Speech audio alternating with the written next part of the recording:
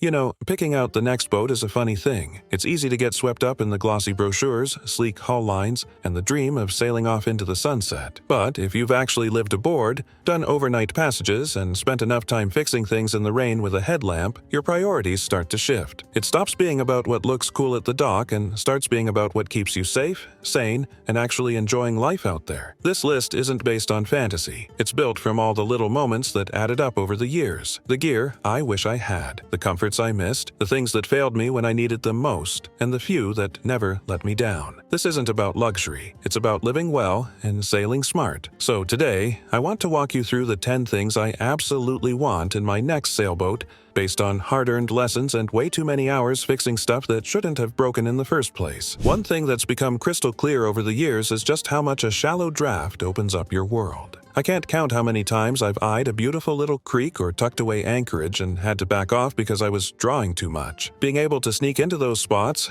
especially in places like the Bahamas, Florida, or parts of Brazil, is a total game changer. You get better protection from the wind, more solitude, and way more interesting scenery when you're not stuck out in the deeper anchorages. But here's the trick. I don't want a dog when it comes to sailing. I've sailed boats that could sneak into a puddle but handled like a drunk shopping cart upwind. That gets old fast, especially on longer passages. What I want is a hull and keel setup that strikes that sweet spot, shallow enough to explore, but still lively and balanced under sail. Maybe a centerboard, maybe a wing keel. Whatever gets me decent performance without limiting my cruising grounds. After enough miles, you realize the best boat isn't the fastest or the shallowest. It's the one that lets you do both reasonably well. There's nothing like waking up in a hot, airless cabin, your sheets damp with sweat and the smell of yesterday's bilge hanging in the air. Ventilation doesn't seem like a big deal until you've lived through a tropical rainy season at anchor with the hatches closed. After that, it shoots right to the top of your list. It's not just about comfort, it's about keeping mold, mildew, and general funk at bay. Boat life gets real sticky, real fast without proper airflow. I want a boat with well-placed opening ports and hatches that can catch a breeze from almost any angle. I'm talking forward hatches that scoop air downwind, dorades that keep things breathing in rough weather,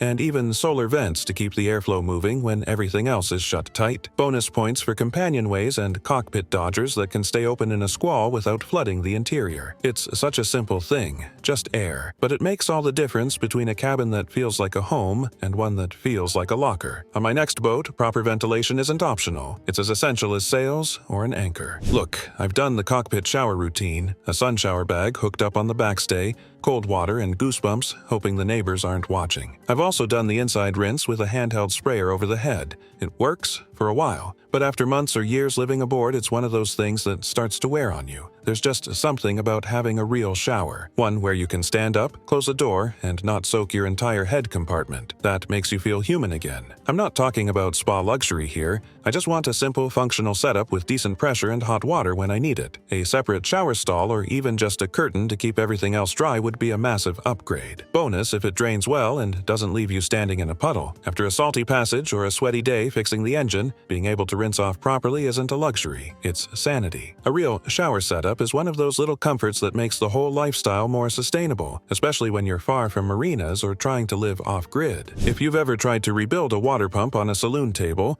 with parts rolling around and oil seeping into the wood, you'll understand why this one matters so much. Boats break constantly, and when they do, you need a spot where you can lay out tools, clean parts, and do the job without wrecking your living space or losing your mind. I want a real workbench, something with a vise, a place for spare parts, organized storage, and enough elbow room to actually work. It doesn't have to be huge, just smart. A small corner in the aft cabin or near the engine room can do the trick if it's laid out right. Somewhere you can dig into a project without moving 6 cushions or disassembling the galley. I also want tool storage that isn't just a milk crate in a locker. Drawers, labels, maybe even shadow boards if I get fancy. When you're out there, far from parts stores and boat yards, your tools are your lifeline. A good work area saves time, stress, and keeps your living space from turning into a chaotic mess every time something breaks, which, let's be honest, is often. After a few hundred miles at sea, hand steering starts to feel like some kind of punishment. Don't get me wrong, I love a good helm session in perfect conditions, but after hour 6 in a sloppy sea,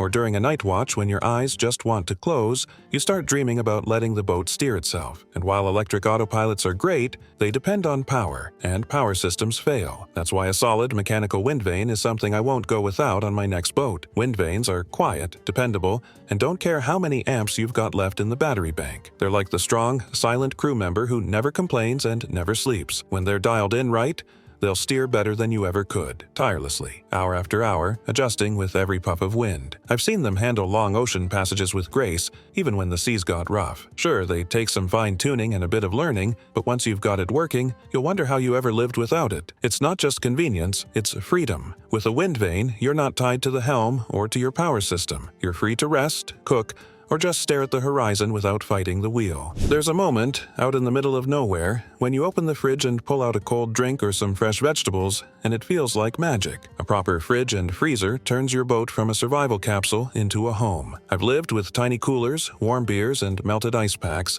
and I've lived with a real cold system. The difference is night and day. I want something that's efficient, quiet, and actually holds a consistent temperature, even in tropical heat. Size matters too. Not because I want to hoard food, but because I want to provision for weeks at a time without making constant trips to shore. A good freezer means meat, fish, and meals that last. A good fridge means fresh produce and a touch of civilization even when you're days from the nearest town. And insulation? That's key. You don't want a system that's cycling all day and sucking your batteries dry. I want a fridge that holds the cold, keeps things dry, and makes my life easier. Not one I have to babysit or troubleshoot every other day. Cold storage isn't a luxury. It's peace of mind on the water. This one's about range and freedom. The more you can carry, the longer you can stay out. Plain and simple. I've sailed boats with tiny tanks, and I've spent too much time rationing water or planning routes around the next fuel dock. That gets old quick. On my next boat, I want decent tankage. Enough water to shower, cook, and stay clean without guilt. And enough diesel to motor for days if the wind dies or I need to dodge bad weather. It's not just about quantity either. I want smart tank layout, good access for cleaning, and reliable gauges that actually tell me what's left. I've lived the guesswork game, and it's no fun. Ideally, I'd have multiple tanks so I can isolate or balance them,